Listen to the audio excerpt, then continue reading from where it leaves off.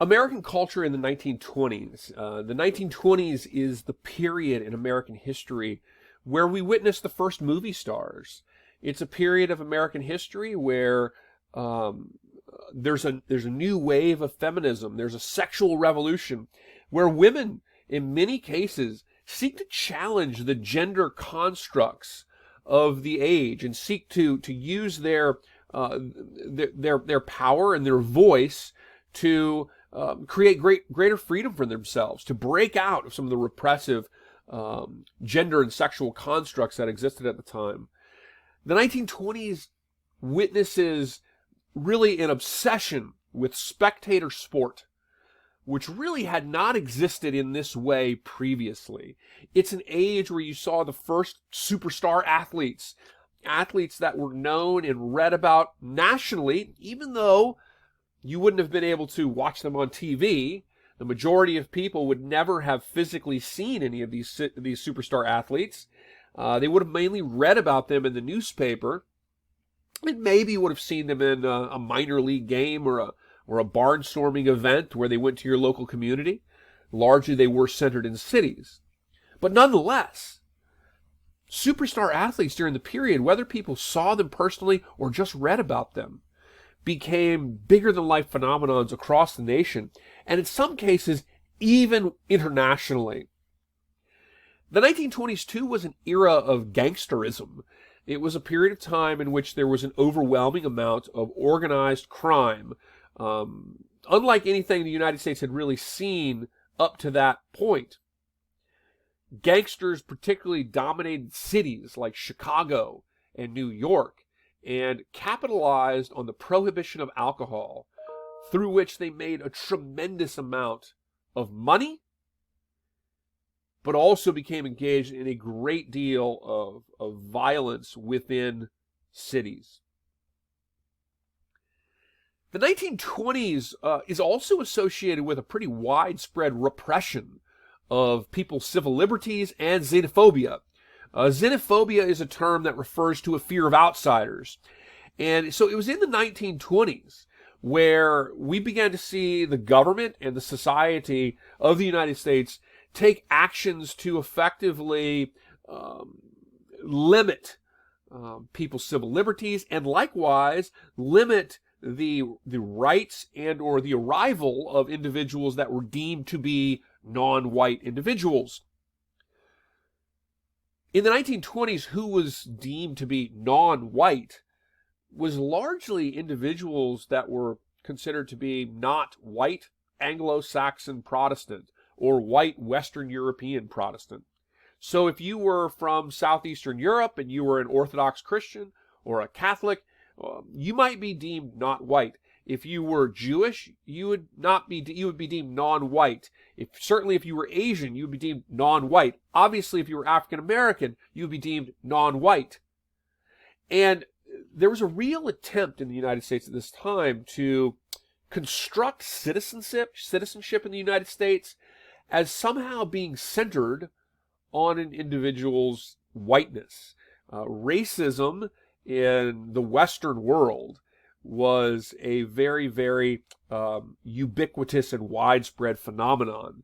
And countries across Western Europe, the United States, constructed their national identity to a large degree around the construct of whiteness. In the United States, there was in the 1920s a very intense legislative in the government effort to restrict the immigration of people from non-white areas of the world. These were the anti-immigration acts. And these acts, what they did is they established quotas. And there was the first one established a cutoff point for the populations as of 1890, and the next one 1910. So what does that mean? It means that what they said is that they looked at the census and they said what amount of people from, say, China are in the United States as of 1890, and then they would only accept a very small percentage of people, a small percentage of that census quota in 1890. 1890 was not restrictive enough, and so they moved it to 1910, with a second anti-immigration quota. The idea being that obviously non-white immigrants were part of the wave of immigration of the later 1800s, early 20th century. And so if you had a quota on their population numbers in 1910, there would be far less of them in the country at the time. I'm sorry, it was 1890 was the second one. So there'd be far less of them in 1890. And so there would be, you could establish a percentage that would mandate that a very, very small amount of people from these non-white areas would be allowed to enter the country. The ultimate effect of that was that immigration by the end of the 20s really decreased rapidly. And in fact, by the early 1930s, there were more people leaving the United States than actually arriving to the United States, because largely of the xenophobia and anti-immigration acts. The 1920s is associated too with a Red Scare. That refers to a fear of communism. And most people associate the Red Scare with the post-World War II era and the witch hunts of Joseph McCarthy. But in reality, the first Red Scare occurred in the 1920s. The Soviet Union had been established following the Bolshevik Revolution of 1917, 1918, and Lenin had taken charge of the Soviet Union. And this spreading massive amounts of fear across Western Europe and the United States about anarchism, radicalism, and particularly communist revolutionary activity. The Attorney General Mitchell Palmer oversaw witch hunts against journalists, against professors, against members of the government who might be deemed to be sympathetic to far left ideals. And many of those individuals, even in state legislatures, had to resign or had their characters smeared. Connected to that, the 1920s was associated with a very controversial trial of Sacco and Vanzetti, who were two anarchists alleged to have perpetrated violent acts in New York City. And the Sacco and Vanzetti trial was a showcase trial, if you will, in the 1920s, meant to really demonstrate the United States' attempts to fight what it saw as radicalism, anarchism, and revolutionary activity. Because of many of these factors, particularly xenophobia, racism, repression of civil liberties, the 1920s was actually the period when the KKK, the Ku Klux Klan, which was of course formed in 1866 in Tennessee and had been crushed in the early 1870s under the presidency of Ulysses S. Grant. The 1920s saw a resurgence in that hate group, and its popularity reached its peak, its highest membership in American history.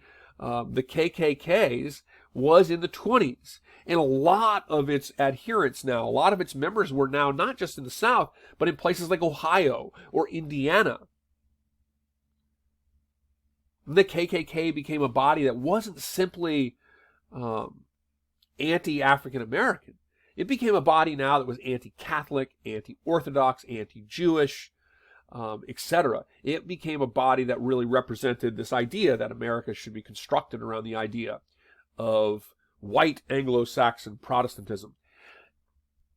It is not surprising that because of these factors, that the 1920s represented a real escalation in the creation of post-Civil War monuments.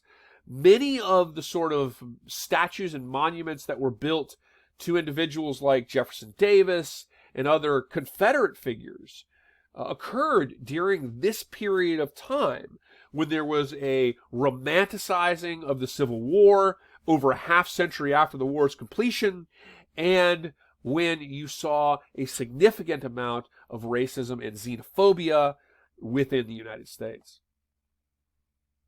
There's a spike in organized crime. The picture you see here is from St.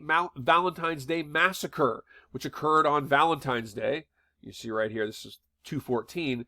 This occurs on Valentine's Day in 1929, I believe it was. And this was a case in which the Al Capone gang basically massacred its rival gang. and it really stands as an example of the violence that raged in cities as a result of the prohibition of alcohol. Capone's gang had dressed up like police that were raiding a rival gang's warehouse where they had lots of illegal booze. They lined them up against the wall and they shot them all dead, in an example of gang warfare in the 1920s. The spike in organized crime was caused largely as a result of the 18th Amendment, which had been passed at the end of the First World War, that prohibited alcohol. So alcohol was banned. But during the 1920s, Americans in cities generally wanted to drink. Warren G. Harding, the President of the United States, used to have illegal booze shipped to the back door of the White House.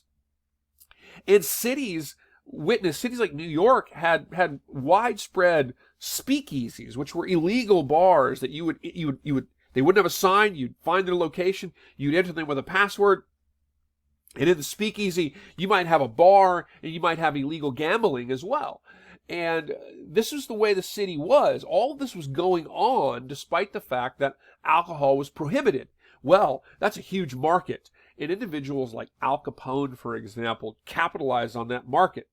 Al Capone was in Chicago, and he would smuggle alcohol from Canada into Chicago, and he made tremendous amounts of money on this. The police tried to fight this, and so you have police breaking up these warehouses, smashing beer casks and batches of liquor in newsreel footage and so forth. There were rum runners that ran booze from the Caribbean up off the coast of cities in the Northeast, and then had smaller boats smuggle the booze into the cities so that they could fulfill the American demand for alcohol.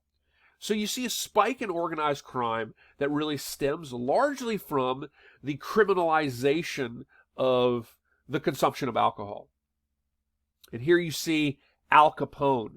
Al Capone was ultimately put in jail not for being not for smuggling booze, not for the murders that he was directly ordering, but for tax evasion, because he was, of course, laundering so much money from these illegal sales.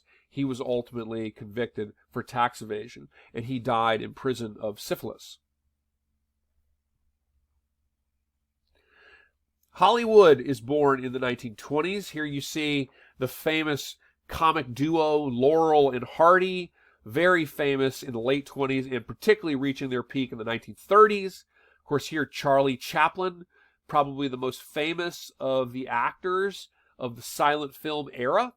The first sound film was in 1927. Of course, we know that most of the moving pictures until 1927 and even afterwards, many of them were silent. So you would have had moving pictures, then you'd have a break, and there would be words that would tell you about what's going on. Then it would go back to the silence, and there would be music playing over it.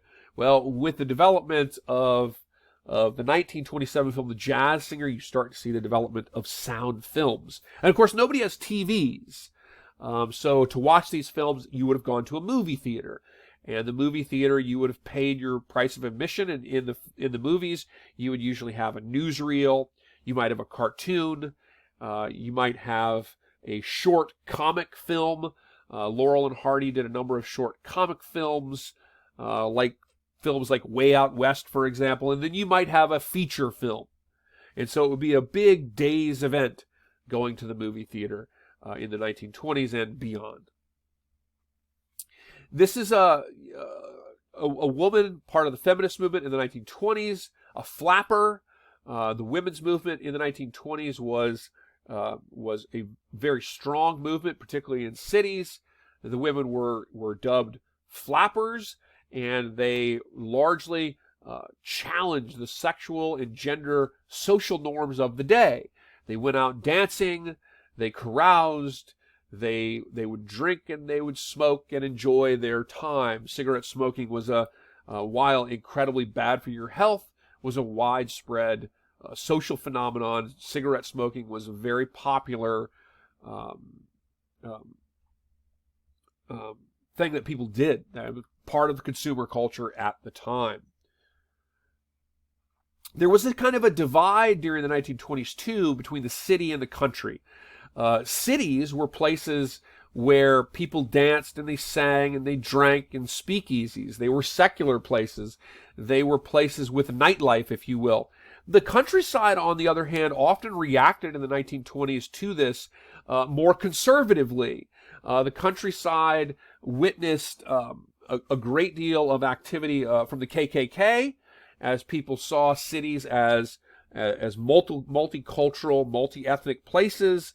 And we see in the countryside, you see a rise in the presence of the KKK, particularly in Midwest areas like Illinois, Ohio, Indiana, and Iowa, and of course in the American South. There's also, as a result of what is perceived in the cities, a rise of conservative religious evangelicals, like the famous evangelical Amy Semple McPherson, who was famous in Southern California. And these individuals were kind of struggling against what they saw as the immoral and secular nature of urban life in America during the 1920s. These types of individuals would have challenged Charles Darwin's evolutionary theories. One of the most significant cases of that, if not the most significant case in American history, was the trial, the Scopes monkey trial, in which the state of Tennessee had effectively banned the teaching of evolution in their public schools. And John Scopes, the teacher, insisted on teaching Charles Darwin's theories, and he was brought to trial for this. And it was a very, very, very famous trial that gained national attention across the country.